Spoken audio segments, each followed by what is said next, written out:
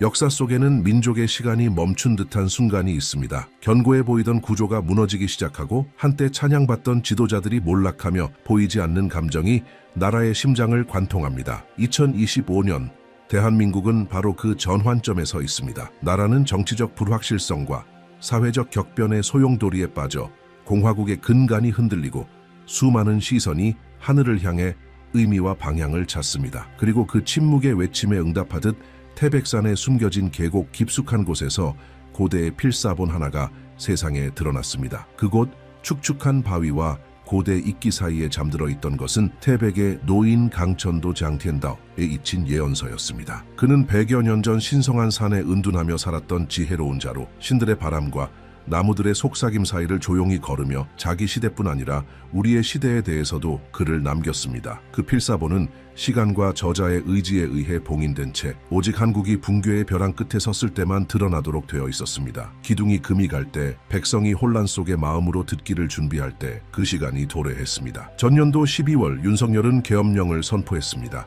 나라는 흔들렸고 국회는 반응했습니다. 탄핵이 뒤따랐고 연이은 사건들이 국가를 불안정의 소용돌이로 몰아넣었습니다. 그 혼란 속에서 노인의 말씀이 잊힌 등대처럼 다시 떠올랐습니다. 그의 예언은 3명의 지도자에 대해 말하고 있습니다. 각각은 한국 전통의 신성한 존재로 상징됩니다. 청룡, 홍학, 그리고 소나무, 이름도 날짜도 없었습니다.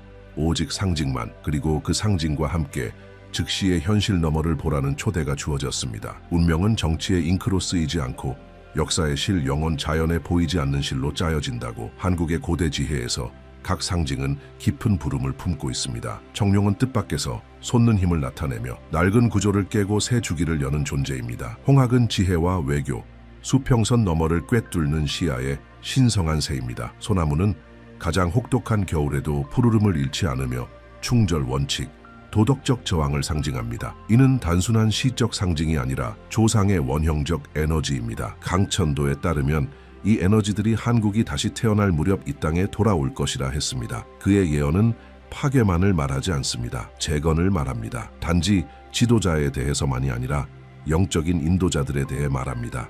날짜가 아니라 반복되는 패턴을 인식합니다. 그는 말합니다. 청룡이 동방에서 일어날 때 썩은 뿌리가 뽑힐 것이라고. 백성은 처음엔 의심하겠지만 변화 속에 있는 지혜를 알아보기 시작할 것이라고. 홍학은 보이지 않는 세계의 눈으로 남쪽 하늘을 날며 한반도를 세계의 중심으로 인도할 것입니다. 그리고 마침내 소나무는 갈라진 땅에 뿌리를 내리고 치유와 영원한 평화의 시대를 가져올 것이라고. 많은 이들에게 이 말들은 마치 시처럼 들릴지 모릅니다. 하지만 올해 나라는 그가 묘사한 그대로를 겪고 있습니다. 깊은 위기, 전환의 시기, 정당의 논리로는 메울 수 없는 의미의 공백. 일부는 이재명이 그 3명 중 첫 번째, 즉 청룡이라고 믿습니다. 또 다른 이들은 그는 아직 나타나지 않았으며 그의 등장은 전통 정치권 바깥에서 갑작스럽게 이루어질 것이라고 주장합니다. 그러나 강천도는 분명히 말했습니다. 확신은 없을 것이다. 오직 징후만 있을 뿐이다. 그리고 그것을 알아보는 자만이 눈을 뜨고 걸어갈 수 있을 것이다. 태백의 노인의 예언은 단순한 경고가 아니라 민족이 가장 섬세한 길을 건널 때 그것을 인도하는 영적 나침반처럼 등장했습니다. 그의 말은 새 인물이 차례로 등장하며 각기 다른 에너지를 지닌 차에 한반도의 운명을 바꿔놓는다고 정확히 묘사합니다. 첫 번째 인물 청룡은 연계에 쌓여 등장하지 않습니다. 즉시 인식되지도 않습니다. 텍스트에 따르면 그는 마치 무너진 구조의 그림자 속에서 갑작스레 솟아오르듯 나타납니다. 이 나라의 이방인, 제 사람들 사이에서조차 낯선 자. 그럼에도 불구하고 그는 미룰 수 없는 사명을 짊어진 존재입니다. 썩은 뿌리를 뽑고 부패한 것을 무너뜨리며 낡은 질서의 기둥을 무너뜨리는 것. 청룡은 전환의 상징입니다. 고통의 단절의 상징. 그는 의심과 적대 속에서 보일 것입니다. 하지만 그의 힘은 대중의 즉각적인 수용에서 오지 않습니다. 더 깊고 은밀한 곳에서 옵니다. 민족이 변화를 필요로 하는 그 절박함에서 옵니다. 그는 새로운 시대가 태어나는 산고의 고통을 상징합니다. 그와 함께 개혁이 오고 충돌이 오고 격렬한 갈등이 옵니다. 하지만 동시에 각성도 옵니다. 긴 겨울 끝의 첫 비처럼. 필사본에 따르면 이 첫 번째 지도자는 겉모습만이 아닌 부패, 불평등, 특권, 국가의 무관심이라는 뿌리 깊은 문제에 깊이 파고드는 급진적인 재구조화 과정을 시작할 것입니다. 그는 옛 병폐들과의 전쟁을 선포하고 많은 이들이 저항할 것입니다. 구질서의 인물들은 그를 끌어내리려 할 것입니다. 하지만 한 번 깨어난 용은 물러서지 않습니다. 그는 전진합니다. 그는 낡은 것을 불태워 새 것이 태어나게 합니다. 2025년의 현실은 이 말들을 섬뜩할 정도로 정확히 반영하고 있습니다. 윤석열 대통령의 붕괴 이후 한국은 리더십의 공백 속에 빠졌습니다. 정치적 파벌 간 긴장이 폭발했고 민주주의는 시험대에 올랐으며 제도에 대한 불신이 커졌습니다. 새로운 방향을 요구하는 외침이 젊은이들, 노동자들, 노인들, 심지어 이전까지 침묵하던 이들 사이에서도 퍼졌습니다. 바로 그 끓어오르는 땅 위에서 이재명이 당선되었습니다. 어떤 이들은 그가 예언서에 묘사된 바로 그 용이라 믿습니다. 다른 이들은 아직 부족하다고 봅니다. 진정한 변화를 알리는 그 신호, 그 징후가 아직 오지 않았다고 생각합니다. 그러나 강천도의 예언은 청룡에서 끝나지 않습니다. 예언은 이어지고 그 두 번째 주기는 홍학으로 상징됩니다. 이 인물은 파괴가 아닌 재정비의 인물입니다. 힘이 아닌 시야로 기억되는 존재입니다. 이 두 번째 지도자는 파괴하러 오는 것이 아니라 정리하러 옵니다. 대화하기 위해 다리를 놓기 위해 옵니다. 붉은 머리를 가진 이 홍학은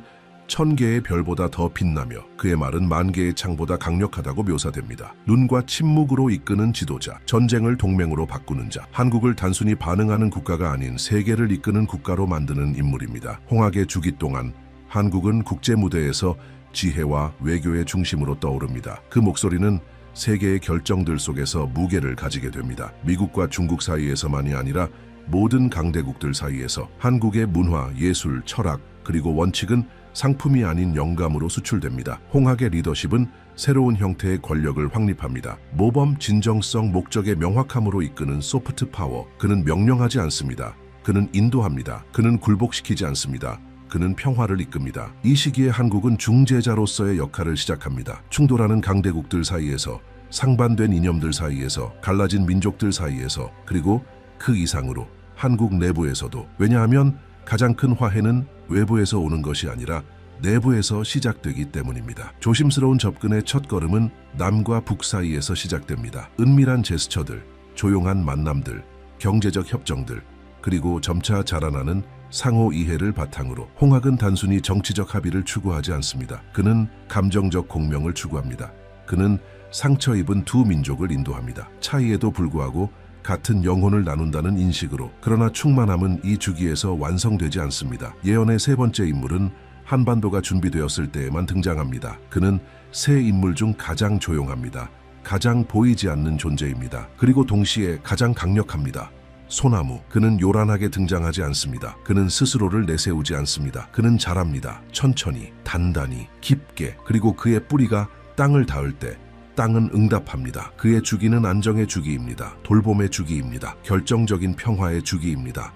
그는 이 여정을 마무리하고 새로운 시대를 엽니다. 과거는 존중되고 현재는 평온 속에 사라지며 미래는 정의와 상호 존중 위에 세워집니다. 소나무는 명령으로 통치하지 않습니다.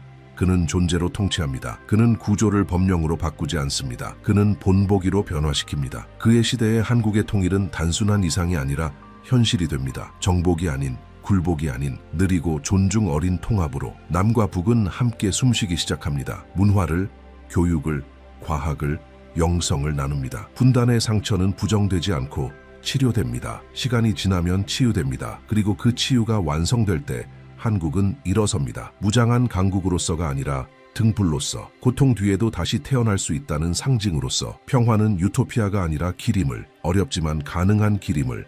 태백의 노인은 이렇게 썼습니다. 소나무가 한반도의 심장에 뿌리를 내릴 때 세계는 새로운 계절로 들어설 것이라고. 제국은 더 이상 설 자리가 없고 동맹만이 남을 것이라고. 땅을 위한 전쟁이 아닌 하늘을 위한 약속들이 이루어질 것이라고. 그리고 수세기 동안 버텨온 작은 한국이 그 새로운 시대의 중심이 될 것이라고. 사람들은 연결짓기 시작합니다. 현실은 상징과 얽힙니다. 정치는 단지 권력 다툼이 아니라 예고가 됩니다. 최근 정부의 붕괴, 뜻밖의 인물들의 갑작스러운 부상, 남북 사이에 보이지 않는 움직임들, 이 모든 것이 의미를 가지기 시작합니다. 단순한 우연이 아니라 오랫동안 준비되어 있던 대본이 드디어 무대에 오를 순간을 기다리고 있었음을 보여주는 계시처럼. 청룡의 형상은 여전히 신비롭고 강력하지만 이제 주의 깊은 시선들 속에서 서서히 형태를 갖추기 시작합니다. 모습이 아닌 행동으로, 이름이 아닌 행위로. 그는 전통적인 권력의 꼭대기에서 오지 않았습니다. 정치 논리로는 설명되지 않는 확신으로 움직이는 인물. 말은 적지만 한마디가 파장을 일으킵니다. 그는 부패한 구조에 도전하고 오래된 상처를 건드리며 신성 불가침처럼 여겨졌던 우상을 무너뜨립니다. 거부당하더라도 그의 손은 떨리지 않습니다. 그는 지지를 기반으로 통치하지 않습니다. 그는 재건의 긴박함을 기반으로 통치합니다. 거리에서는 민심이 갈립니다. 어떤 이들은 여전히 그를 거부하고 다른 이들은 침묵 속에서 관찰합니다. 하지만 점점 더 많은 사람들이 느끼기 시작합니다. 뭔가 다르다는 것을. 그가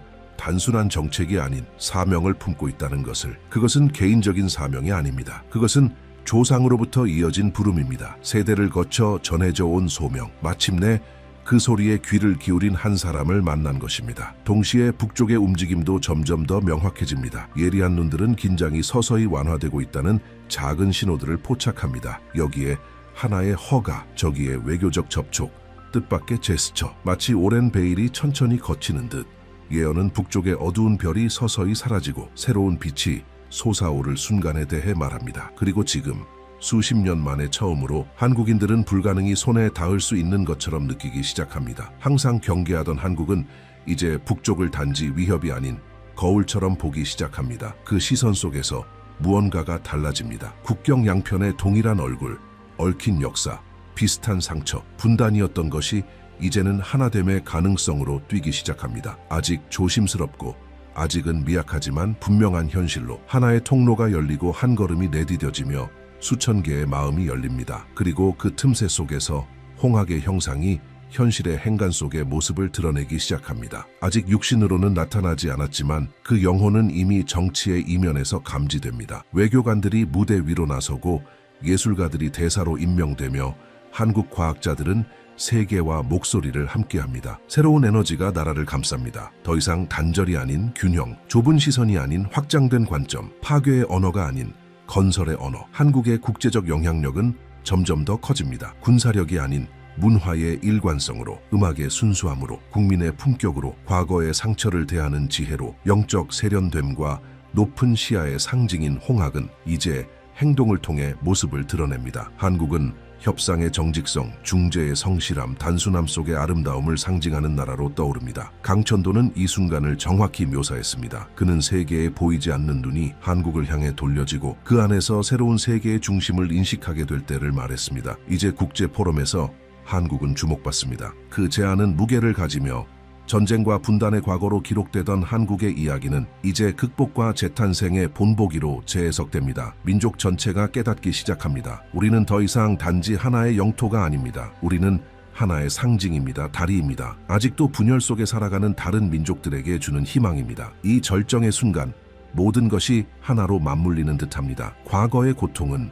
의미를 찾고 현재의 혼란은 방향을 찾으며 그토록 불확실했던 미래는 이제 구체적인 가능성으로 드러납니다. 한 세대 전체의 한국인들이 자신들이 특별한 시대에 태어났음을 깨닫기 시작합니다. 예언이 단지 들리는 것이 아니라 사라지고 있는 시대, 그 인식 속에서 무언가가 깨어납니다. 지도자들뿐 아니라 모든 시민들 속에서, 정치학을 공부하기로 결심한 젊은이들 속에서, 오래된 이야기를 새로운 빛으로 전하는 노인들의 눈빛 속에서. 사실 강천도가 말한 새 지도자는 단지 인물이 아닙니다. 그것은 의식의 상태입니다. 모두가 구현해야 할 원형입니다. 변화를 일으키는 청룡, 자비로운 지혜의 홍학, 흔들림 없는 평온의 소나무. 우리 각자는 이 에너지를 드러내야 합니다. 구원자를 기다리는 것이 아니라 스스로 부활의 일부가 되어야 합니다. 이전에는 속삭임이던 것이 이제는 맥박으로 바뀝니다. 한국은 더 이상 걷지 않습니다.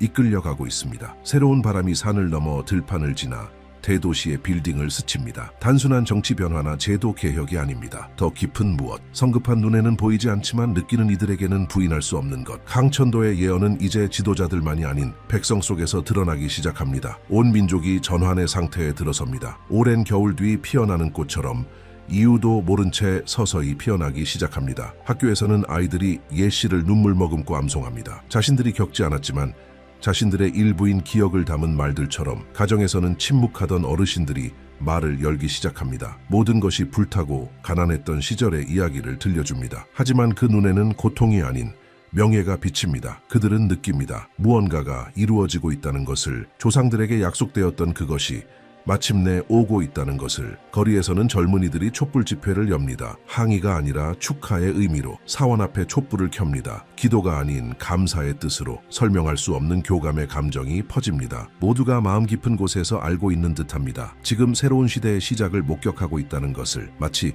한국인의 영혼이 더 높은 진동에 닿은 듯 조용한 음악이 울리고 있으며 그것은 오직 열린 마음으로만 들을 수 있는 것입니다. 이제는 두려움의 대상이었던 북쪽이 진정성 있는 접근의 신호를 보내기 시작합니다. 평양에서는 새로운 인물이 등장하여 단호함과 섬세함이 공존하는 연설을 합니다. 세계의 이목이 그녀에게 집중됩니다. 하지만 한국인들에게 중요한 것은 그 연설이 아니라 그녀가 전하는 진동입니다. 거기에는 오만도 위협도 없습니다. 오직 미묘한 인식이 있습니다. 한반도의 양쪽이 이제 준비되었음을, 강제적 통합이 아닌 존중과 포용, 그리고 하나됨을 향한 준비가 되었음을, 그리고 이 접근은 국회에서가 아니라 사람들의 마음속에서 이루어지고 있습니다. 남북의 문화단체들이 만나기 시작합니다. 남쪽의 전통음악이 북쪽의 악기로 연주되고 잊혔던 무속의식이 양쪽 문화의 참여 속에 다시 거행됩니다. 그 장면을 지켜보는 노인들의 얼굴에는 조용히 눈물이 흐릅니다. 그것은 고통의 눈물이 아닙니다. 그것은 돌아옴의 눈물입니다. 철과 불에 의해 갈라졌던 것이 이제는 정과 조상의 뿌리로 다시 이어지고 있기 때문입니다. 국경 근처의 마을들에서는 사람들이 길에 꽃을 놓습니다. 군대도 순찰도 없습니다. 오직 사람들이 서로를 향해 걸어갑니다. 두려움 없이. 홍학이 날개를 펼칠 때 남과 북은 손을 내밉니다. 그리고 그 손이 맞닿을 때 싸움은 없습니다. 오직 침묵이 있습니다. 의미로 가득 찬 침묵, 수세기의 고통이 그 단순한 동작 속에서 서서히 녹아내리기 시작하기 때문입니다. 한편 남쪽의 태백산 나무들 사이 숨겨진 골짜기에서는 새로운 학자들과 구도자들이 모입니다. 그들은 강천도의 말을 큰 소리로 낭독합니다. 과거의 기록이 아닌 현재의 부름으로. 그리고 놀라운 것은 그들이 낭독할 때 느끼는 것은 거리감이 아니라 존재감입니다. 마치 태백의 노인이 아직 그곳에 있는 것처럼 지켜보며 인도하며 조용히 미소 지으며 그가 바위와 바람 사이에 심은 씨앗이 이제 꽃을 피운 것을 보고 있는 것처럼 소나무는 이제 모습을 드러내기 시작합니다. 아직 사람의 형태는 아니지만 하나의 원리로서 민중은 점점 더 차분하게 행동하기 시작합니다. 정치적 대립은 힘을 잃고 논쟁은 권력보다는 목적에 대한 이야기가 됩니다. 기업에서는 성공이라는 단어 대신 봉사라는 말이 등장합니다. TV에서는 갈등을 조장하던 프로그램이 이제는 화해를 이야기합니다. 이 변화는 강요된 것이 아닙니다. 그것은 솟아오릅니다. 자발적으로, 자연스럽게. 가장 매서운 땅에서도 자라나는 소나무처럼. 불교 사원과 기독교 교회에서는 드문 일이 벌어집니다. 한쪽의 침묵이 다른 쪽의 찬송을 존중하기 시작합니다. 승려와 사제가 한국 영혼의 미래에 대해 대화를 나누기 시작합니다. 종교 간의 벽이 허물어지기 시작합니다. 왜냐하면 모두가 느끼기 때문입니다. 지금 일어나고 있는 것이 교리를 넘어선 무언가라는 것을, 설명을 요구하지 않는 에너지, 단지 수용을 요구하는 에너지라는 것을. 지식인들은 이 모든 것을 글로 설명하려 하지만 그들의 언어는 지금 경험되고 있는 깊이를 담지 못합니다. 왜냐하면 이것은 단순한 사건이 아니라 의식의 변화이기 때문입니다. 집단적 부활입니다. 무기가 아닌 수치가 아닌 바로 느낌에서 자신들의 진정한 힘을 발견한 민족. 그리고 지금 그 느낌이야말로 최고의 지혜임을 모두가 알고 있습니다. 그리고 이 순간 예언의 마지막 조각이 이루어지고 새로운 장이 열리는 지금 태백산 위의 별들은 더욱 밝게 빛납니다. 마치 신들의 언어로 쓰였던 것이 이제 인간에 의해 사라졌음을 인식하는 듯, 마치 그 오래된 빛으로 하나의 순환이 완성되었음을 말하는 듯. 강천도 그가 어디에 있든 알게 될 것입니다. 그의 사명은 이루어졌습니다. 그의 비전은 시간을 관통했습니다. 침묵과 믿음으로 심었던 씨앗은 이제 나무가 되었습니다. 평범한 나무가 아니라 기다림과 저항과 부활을 아는 민족의 영원한 소나무. 이제 길은 우리 것입니다. 이 이야기를 들은 모든 이들은 단지 믿는 것에 그치지 않고 행동할지를 결정해야 합니다. 의식으로 행동하고 선의로 행동하고 미래는 보장된 것이 아니라 가능성으로 열려 있다는 확신 속에서 행동해야 합니다. 그리고 그 미래에 도달하기 위해 필요한 것은 단지 맑은 눈과 단단한 발걸음, 그리고 진정한 우리가 누구인지 기억할 수 있는 마음뿐입니다. 왜냐하면 대한민국은 단지 하나의 국가가 아닙니다. 그것은 하나의 거울입니다. 하나의 등불입니다. 그리고 마침내 이루어진 그 운명은 이제 세상이 함께 깨어나는 출발점이 됩니다.